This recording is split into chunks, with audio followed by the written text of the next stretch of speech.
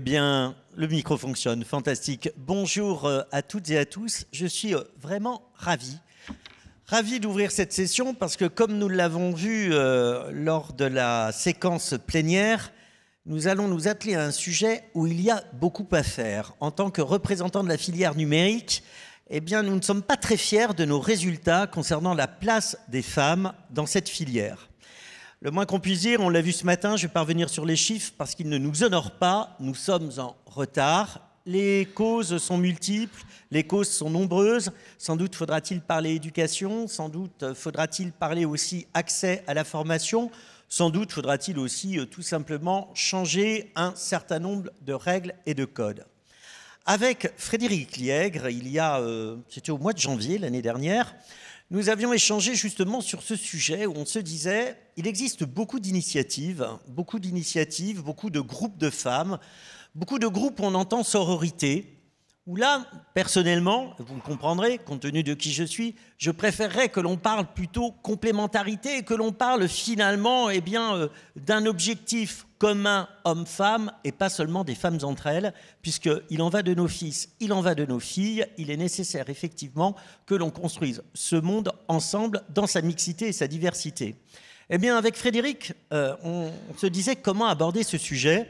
Et Frédéric nous a dit, je te revois encore, cher Frédéric, oui, mais alors moi, je vous préviens, je veux bien m'engager, mais à une condition, c'est que ce soit des actions concrètes, des actions mesurables, des actions atteignables et des actions qui s'adressent non seulement aux législateurs, non seulement au gouvernement, non seulement à des autorités en dehors de la communauté DigiWorld Institute, mais aussi à l'ensemble de nos membres.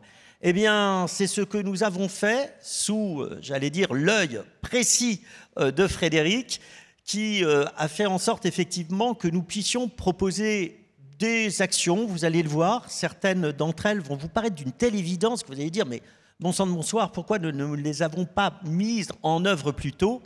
Et je suis ravi en particulier, c'est que dans le cadre de cette commission, il y a eu un vrai esprit de progrès qui fait rimer technologie et progrès, qui fait rimer technologie et humanité. Et pour revenir à l'introduction de ce matin, quand Edgar Morin dit que peut-être les crises que nous traversons actuellement, cette crise de l'humanité fait que nous tardons à devenir humanité, je crois qu'à travers ce que nous allons faire là, avec notre petite brique, nous allons apporter un gros plus. Alors, je suis ravi pour cette commission d'accueillir Marlène Schiappa. Marlène Schiappa qui a eu des fonctions importantes ministérielles, plusieurs postes, et qui, je le sais, sur ces sujets de l'inclusion des femmes est particulièrement engagée, y compris pour que nous ayons plus de femmes dans le CAC 40, parce que là aussi, on ne peut pas dire que la France se soit honorée.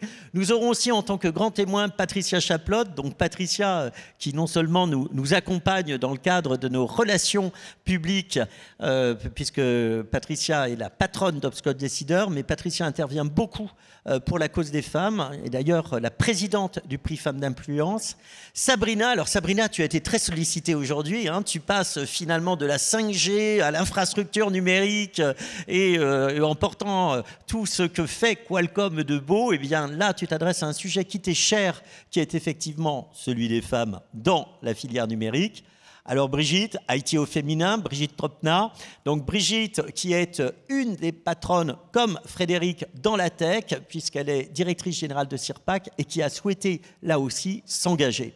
Alors sans plus attendre, cher Frédéric, ce que je te propose, c'est de nous présenter peut-être certaines de ces actions que nous avons dû hiérarchiser, prioriser pour qu'elles soient à portée de main. Frédéric, la parole est à toi.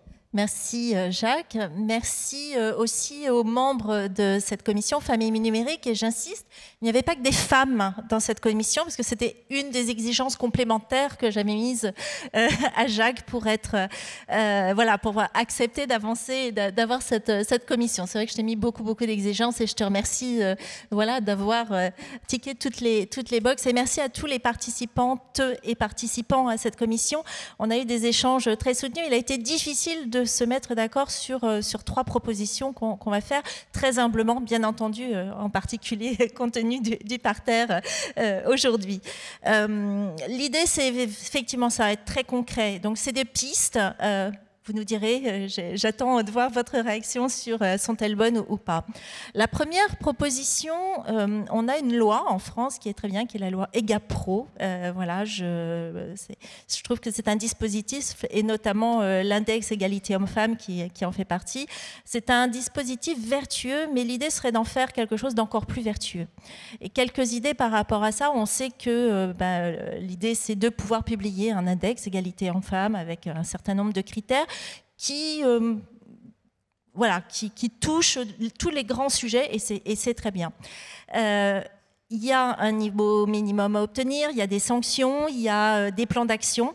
Et finalement, les entreprises qui n'arrivent pas à obtenir cette fameuse note de 75 se trouvent pénalisées. Alors, elles doivent mettre des plans d'action, elles doivent les publier, certaines ne le font pas. Peu importe. Mais finalement, quand vous êtes une entreprise que vous n'arrivez pas à recruter, je pense que c'est un petit peu le commun de chacune. Je rencontre chaque jour dans mon travail les plus grandes entreprises françaises que je sers en France et mondialement. Et je suis régulièrement la seule femme pendant toutes ces réunions. Et donc, je prends toujours ça sur le ton un petit peu de la blague en disant vous avez encore un petit peu de travail à faire au niveau de la diversité. Je rencontre souvent des directeurs informatiques qui me disent « Oh, si vous saviez, on n'y arrive pas ». Et voilà, ils n'y arrivent pas. Et je pense que la loi EGAPRO, elle est formidable.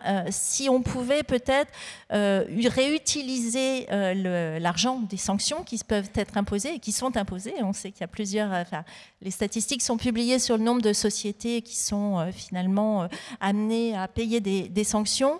Je pense que ce pourrait être vertueux de réutiliser cet argent pour les aider, ces propres entreprises qui n'y arrivent pas et qui restent parfois à 75 pendant 1, 2, 3, 4 ans ou plus, et qui peuvent être sanctionnés pour ça.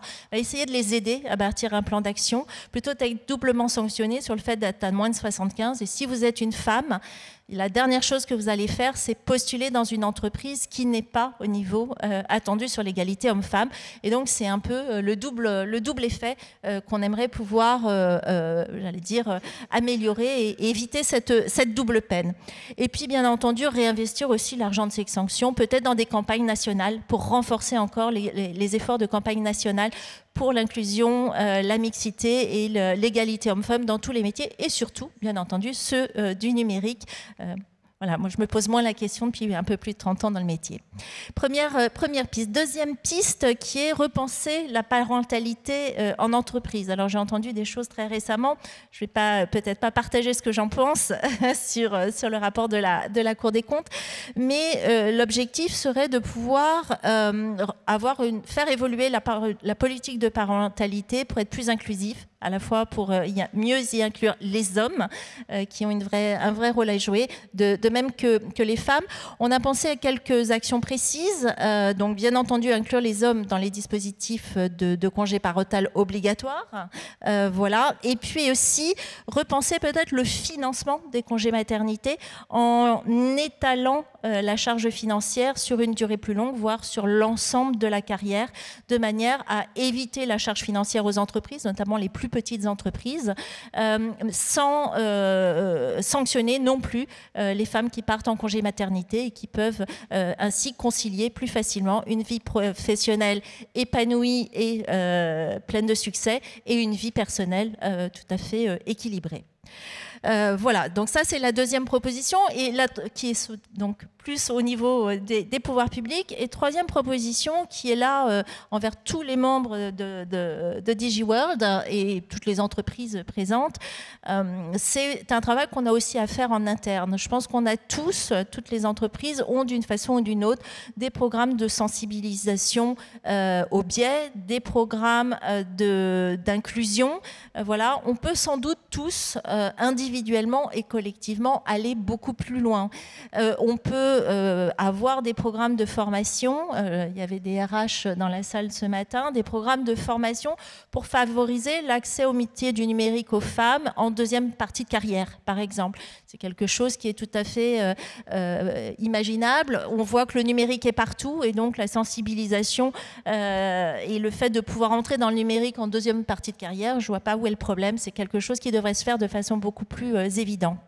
Deuxième chose, et on a, je pense, dans les membres du DigiWorld, PDG World une best practice, alors qui n'est pas là aujourd'hui, qui s'appelle ADP. Alors ADP, Automatic Data Processing, on parle de payroll. Je pense que de toutes les entreprises qu'on a associées à la réflexion directement ou indirectement, et dans lesquelles j'ai travaillé accessoirement, ils ont une best practice qui est une politique obligatoire de formation. C'est une journée complète de formation de l'ensemble des niveaux managériaux, donc manager de terrain jusqu'au PDG monde, de sensibilisation aux biais et de déconstruction des biais. Et ça va extrêmement loin, ça englobe plus que juste l'égalité homme-femme. C'est un projet beaucoup plus large sur l'inclusion. Mais je pense que c'est une vraie best practice et qu'on a tous individuellement dans nos entreprises des progrès à faire sur nos programmes d'inclusion et de déconstruction des biais qui permettraient de mieux inclure les femmes dans la vie professionnelle. Voilà en résumé le travail de la Commission. Donc voilà, c'est 3 propositions qu'on voulait mettre devant vous, d'une certaine façon au vote, entre guillemets, mais avant les votes, à réaction pour regarder si finalement elles vous paraissent aller dans le bon sens. Alors peut-être une question, Madame la Ministre, chère Marlène, comment voyez-vous justement cette proposition qui consiste à rendre la loi Pénicaud plus efficace, parce qu'elle existe sous son côté, comme l'a dit Frédéric, un peu punitif. Nous, ce qu'on souhaiterait, c'est de la rendre positive. Qu'en pensez-vous ? D'abord, bonjour à toutes et à tous. Merci de m'avoir invité. Merci, chère Patricia. Je suis ravie de partager la scène avec des personnes aussi engagées et des personnes qui ont travaillé et qui formulent des propositions. Parce que je pense qu'on n'est plus dans l'ère du constat. Aujourd'hui, on doit arriver dans l'ère des propositions et de l'action pour la mixité entre les femmes et les hommes. Et je rebondis sur ce que vous disiez en introduction, cher Jacques, sur la question de la place des hommes aussi. Nous, chez Active, et je salue Sandrine Joseph qui est présente dans la salle, qui est membre du board d'Active et qui fait beaucoup de choses chez Orange et au-delà pour les femmes dans la tech. Et nous, on a à cœur que les hommes soient partie prenante. On a créé un cercle des alliés avec des hommes dirigeants qui sont engagés avec nous. Parce que, comme je le dis souvent, l'idée avec notre Next Women 40 qu'on a lancé, c'est pas de remplacer tous les hommes patrons par toutes les femmes.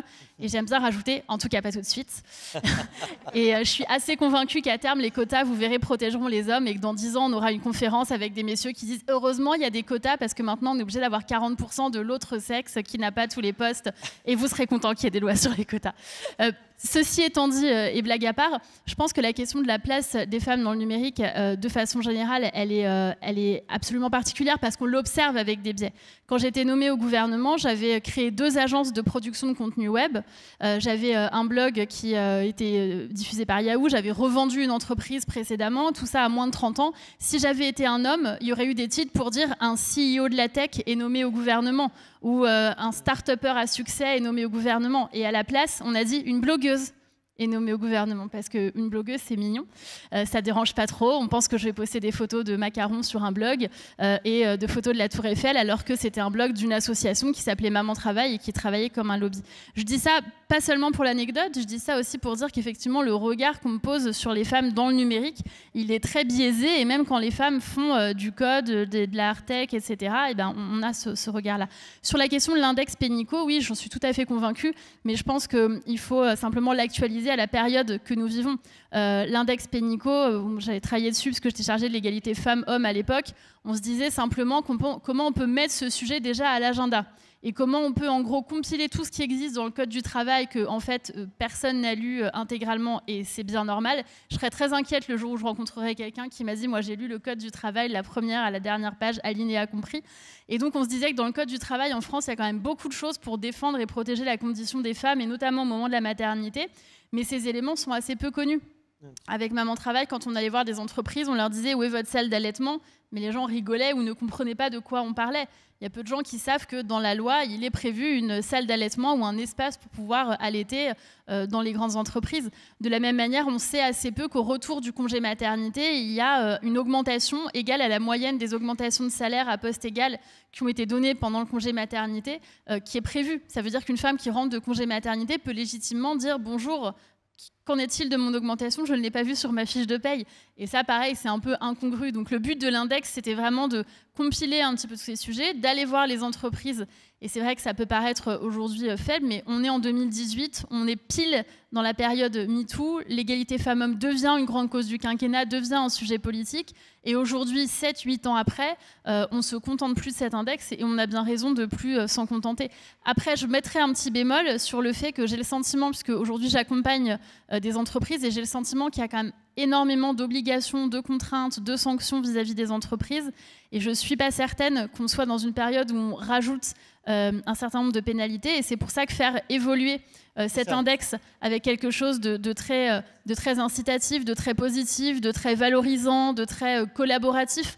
On est dans une période, et j'en conclus là, mais on est dans une période où les entreprises créent des comités de parties prenantes, des comités à mission, partagent vraiment le leadership et le travail de manière très montante et très, pas horizontale, mais en tout cas qui remonte bottom-up, comme on dit, dans la tech. Et donc je pense que c'est extrêmement intéressant de se dire maintenant cet index, il existe, les entreprises se le sont appropriés, comment on en fait un outil positif, valorisant, et comment on met à l'honneur les entreprises qui ont des bonnes pratiques, parce que, et là ce sera vraiment ma conclusion, très souvent les entreprises précèdent les pouvoirs publics.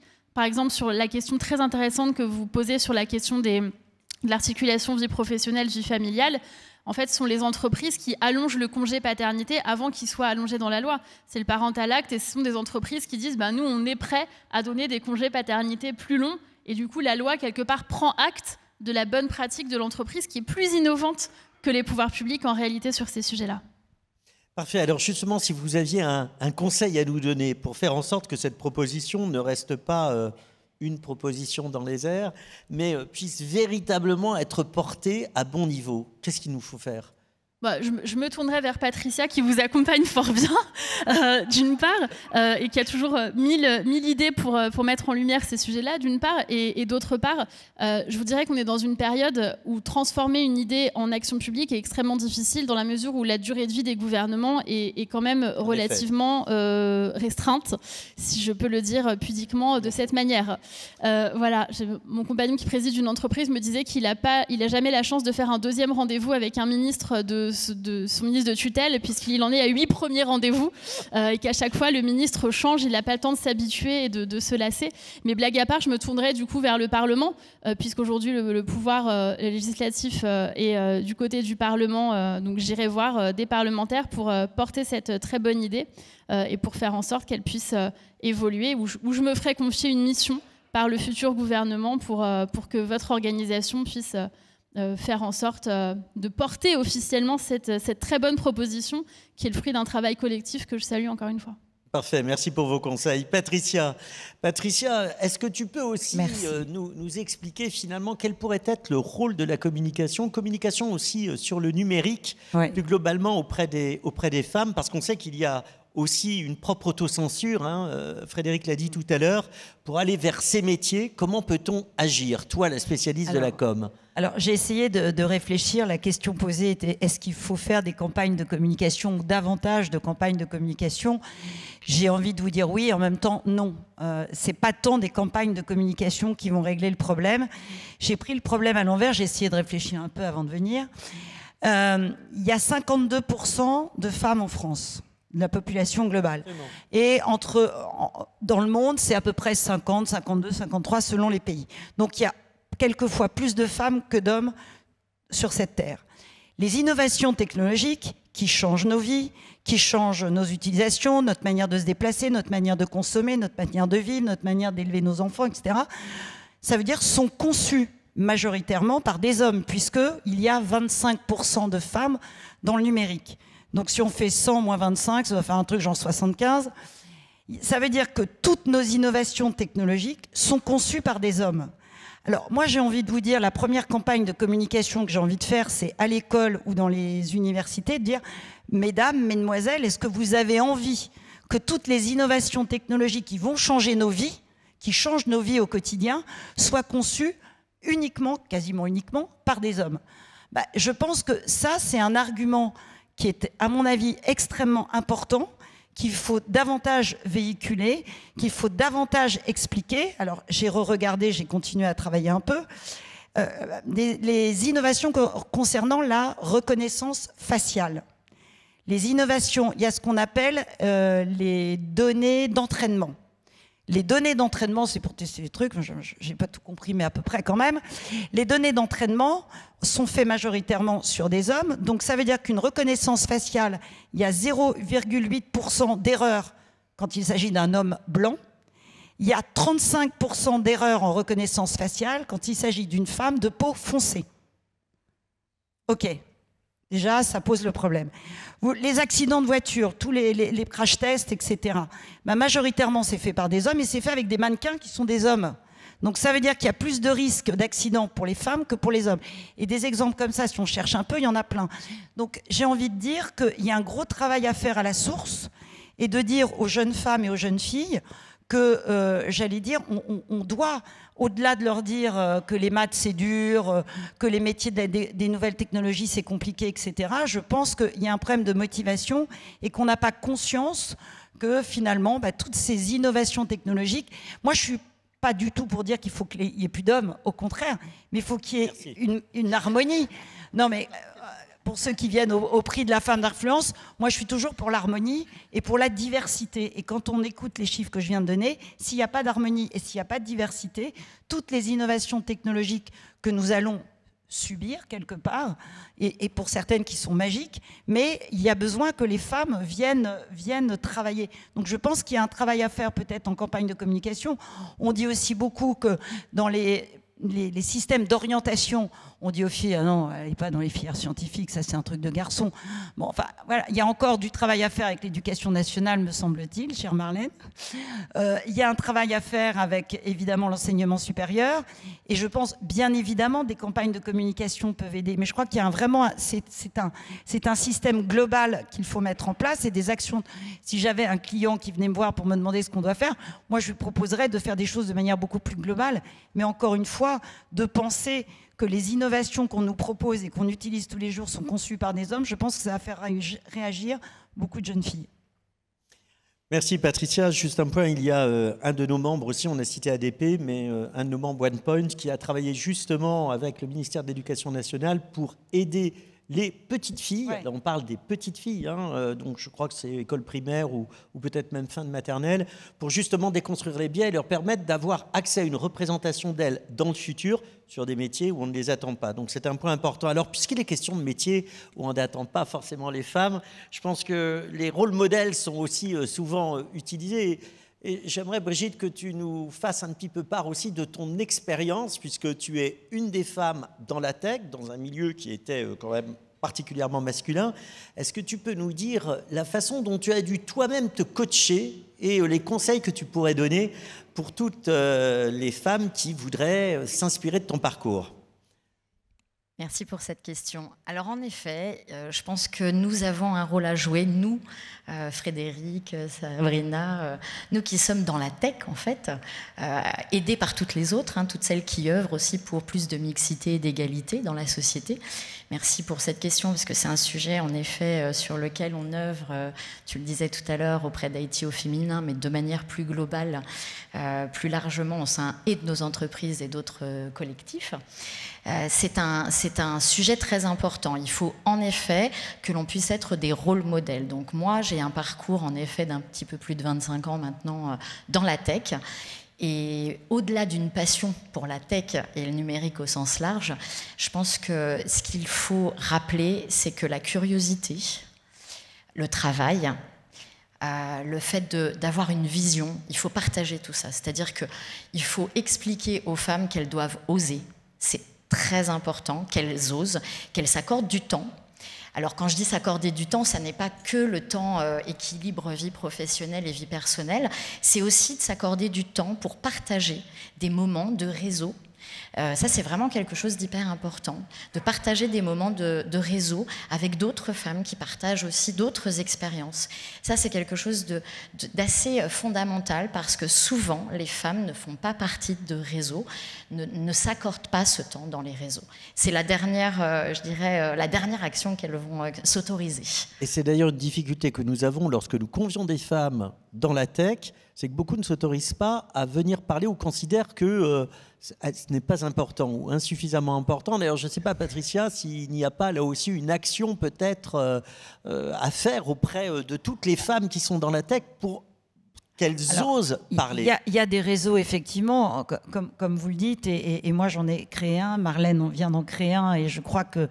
Voilà, mais c'est vrai que les femmes, on est des bonnes élèves, en fait. Donc quand on est au bureau, on se dit, oh là là, je ne vais pas à 18h30, je suis invitée à un club, voilà. J'y vais pas parce que j'ai pas fini mon boulot, ou j'y vais pas parce que ça fait 2 soirs de suite que je suis rentrée un peu tard et que j'ai pas vu mes enfants, ou j'ai pas préparé le dîner de mon mari. Bon, ça n'existe plus beaucoup, mais encore un peu. Mais encore un peu, et encore un peu, je pense aussi. Alors que les hommes eux, ils ferment leur ordi, clac, clic, clac, ils éteignent la lumière et ils font du réseau. Donc ça, c'est extrêmement important, parce que c'est là où on se construit, c'est là où on débat, c'est là où on se rend compte. Voilà, et puis c'est là où on construit nos carrières. Les chasseurs de tête, ils te disent, moi, entre 2 personnes brillantes à égal, je prends celui ou celle qui a du réseau, et celui qui n'a pas de réseau, je ne le prends pas. Donc voilà, donc je pense qu'il y a encore ce sentiment des femmes, des bonnes élèves, de ne pas quitter le bureau pour aller faire du réseau, soit le matin, soit le soir. Et puis on a souvent aussi ce sentiment, cette formule qu'on a toujours de sentiment d'imposture, où quand on nous demande de parler là, ici, alors là ça tombe bien, on est toutes venues, mais il y a plein de femmes encore qui n'osent pas s'exprimer, qui n'osent pas prendre la parole. Heureusement qu'il y a des Marlène Schiappa pour ça, pour entraîner avec elle d'autres femmes. Mais oui, mais c'est vrai, parce que moi je parle à des journalistes qui disent, j'appelle 5 femmes pour venir sur un plateau de télé, et quelquefois au bout de la 6e, je passe à un mec parce que j'ai pas le temps de chercher la 7e ou la 8e qui va se gratter la tête en se disant, je suis pas sûre d'être compétente. Voilà, donc ça, je pense qu'il faut qu'on se fasse violence nous-mêmes. Et ça, quelquefois, c'est pas les hommes qui nous empêchent d'y aller, c'est nous-mêmes qui sommes nos propres ennemis. Peut-être Marlène. Avec plaisir. Merci.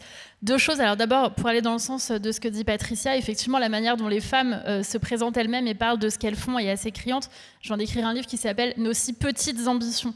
Parce que j'étais frappée de la manière dont les femmes utilisent beaucoup le mot « petit » pour se décrire. Et dans une soirée networking, une fois qu'on a fermé son ordi et qu'on y est allé en se disant « je ne ferai pas le repas ce soir », etc., quand on va croiser quelqu'un, on va lui dire « j'ai un petit projet, j'ai une petite équipe, j'ai une petite carte de visite », on va s'excuser de déranger toutes les 2 phrases, « pardon d'être là, je ne voudrais pas vous interrompre surtout », etc. Alors que j'ai le sentiment qu'un homme, même s'il est auto-entrepreneur, il va dire qu'il est CEO, qu'il est entrepreneur et qu'il a des grands projets et que ça marche très bien pour lui, etc.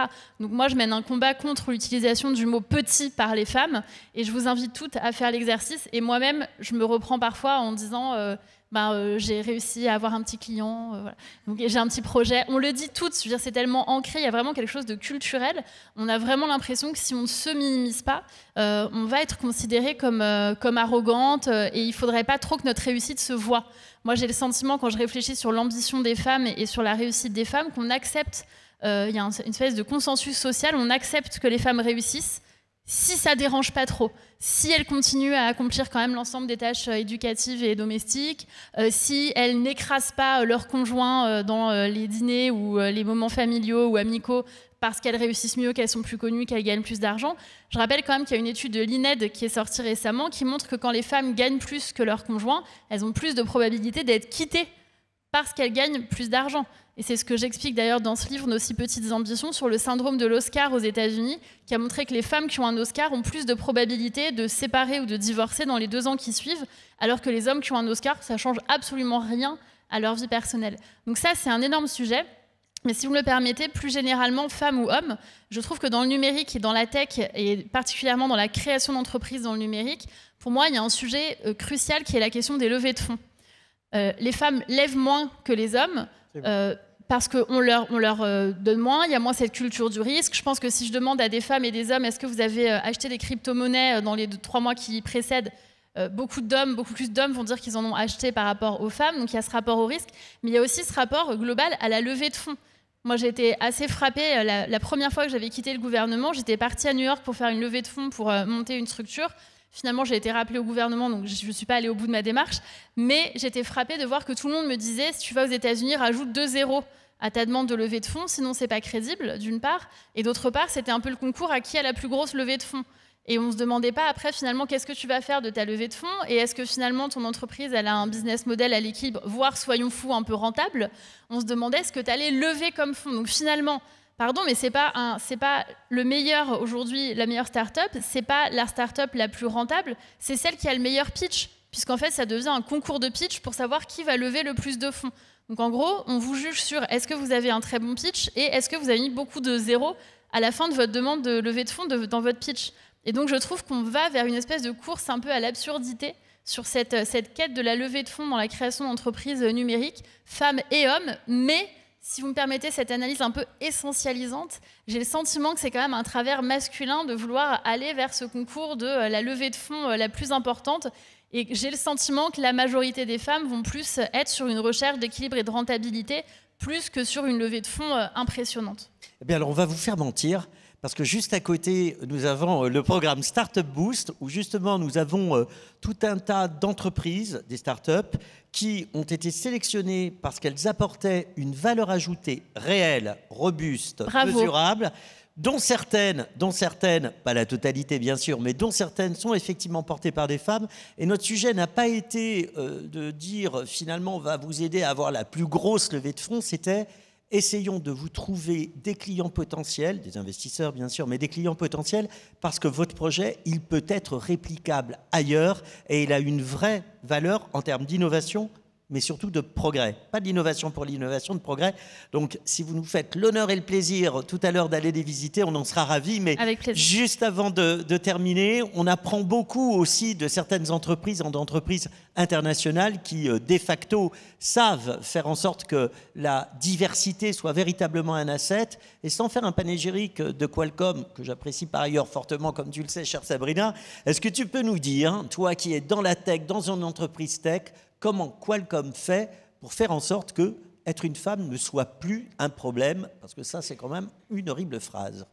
Alors, merci beaucoup pour la question. Déjà, je tiens à dire que je suis une femme ingénieure. Donc là-dessus, j'aime bien insister là-dessus.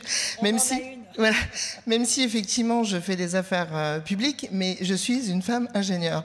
Donc, pour moi, la mixité, en fait, ça favorise en fait l'innovation. Donc, sans mixité, comment dire, on ne peut pas avoir d'innovation. Pourquoi? Parce qu'il est important de construire en fait un milieu inclusif, mixte, donc c'est-à-dire qu'effectivement les hommes ont leur place, les femmes ont leur place, les personnes qui ont un âge avancé ou moins, des expériences vivant dans un pays ou dans un autre, ont bien sûr des idées en fait à partager, des expériences, des perspectives aussi qui peuvent enrichir cette innovation. Parce qu'à la fin, l'innovation vient de l'intellect humain. On ne parle pas de l'intellect masculin ou féminin, on parle de l'intellect humain. Donc là, on remet encore l'humain. Donc je fais le lien avec l'autre table ronde sur l'industrie 5.0. Mais effectivement, l'humain, c'est avec toutes ses caractéristiques, toutes ses expérimentations et sa culture. Donc c'est important, en fait, pour promouvoir l'innovation, d'avoir cette mixité. Donc après, quelles sont les actions, en fait, à mettre en place? Comme on l'a dit tout à l'heure, c'est vrai qu'il faut commencer... Il faut arrêter ces croyances, en fait, où on dit que les filles ne sont pas capables et qu'effectivement, de leur montrer des modèles où, effectivement, dans ce département, par exemple, juridique, regarde, il y a plein de femmes. Regarde, il y a plein dans la littérature, tu peux faire plein de choses. Non, il faut qu'on puisse montrer, tout ensemble, que nous sommes des modèles dans la tech, en fait, pour dire que oui, les filles, si elles veulent faire, effectivement, des maths, de la technologie, de l'ingénierie, ou de la physique, qu'elles ont toutes les capacités pour le faire. Et elles ne doivent pas être limitées juste parce qu'il y a ces croyances-là. Et je pense que la société, en tout cas en prenant la mixité, les entreprises, en prenant la mixité, vont favoriser l'innovation parce que à la fin, les innovations, donc on l'espère bien sûr, c'est des innovations qui ne devraient pas être genrées. Nous, par exemple, chez Qualcomm, quand on définit, par exemple, tout ce qui est châssis numérique dans les voitures, c'est destiné à un secteur. C'est-à-dire qu'après, le client, que ce soit un homme ou une femme, il l'utilisera de la même façon. Les informations, la sécurité, la protection, c'est pour tout le monde. Il n'y a pas de différenciation de sexe. Quand on parle, par exemple, de l'industrie, de l'utilisation de la 5G privée avec de l'IA pour favoriser la rentabilité, la productivité et autres, et la sécurité, c'est pour un domaine, c'est pour des utilisateurs, des collaborateurs. en général, sans distinction de sexe. Donc il est vraiment important de garder ça en tête. Et en plus de ça, pour les entreprises, avoir la mixité qui favorise l'innovation, c'est aussi un énorme levier économique. Je pense que ce mot-là, ça peut permettre de faire aussi avancer les choses. Merci beaucoup, merci Sabrina. Un énorme merci en tout cas à nos intervenantes. Merci à toi Frédéric pour nous avoir un petit peu mentoré fortement sur justement les actions. Merci Madame la Ministre, merci chère Marlène de votre soutien et d'avoir donné à Patricia la lourde mission de nous aider à porter ces propositions en bon lieu. Oh, voilà, c'est fantastique. Merci Brigitte, merci Sabrina. Et ce que je vous propose, eh bien, c'est que nous allions voir les innovations qui ne seront pas genrées, dont certaines sont portées par des femmes et qui ont une vraie valeur de progrès. J'y tiens parce que nous construisons la filière numérique de demain et nous la construisons pour nos filles et bien sûr pour nos fils. Donc on y va maintenant. Merci beaucoup.